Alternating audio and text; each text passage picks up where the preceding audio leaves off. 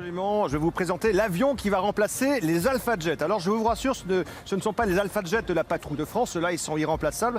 Ce sont les Alpha Jet de l'armée de l'air qui servaient à entraîner les futurs pilotes de l'avion de chasse. Vous voyez la partie en rouge ici, vous voyez cette partie-là, c'est le stabilisateur biplan qui permet de détecter, voire d'anticiper des tirs ennemis et en quelques dixièmes de secondes précieuses, l'ordinateur de bord peut proposer aux pilotes une riposte, une esquive par exemple pour tirer des fumigènes que vous voyez ici. Leur circuit d'attente, on va les voir ici, ils vont se former en rouge, ils sont en forme d'hippodrome et ils attendent pendant 45 minutes en vol, ils restent groupés en formation. Et à l'arrière, vous avez le formateur. Le formateur, grâce à un système embarqué et à des grands écrans qu'il a devant lui, il peut par exemple simuler la présence d'avions ennemis dans les parages, il peut également simuler la présence de missiles. Alors venez, on va aller voir la jambe du soldat. Cette jambe, la voici, on va la voir ici. Regardez, on va ouvrir cette jambe et on va voir à l'intérieur un détail qui compte, ce sont les sous-vêtements du soldat. Regardez sur le toit, vous avez cette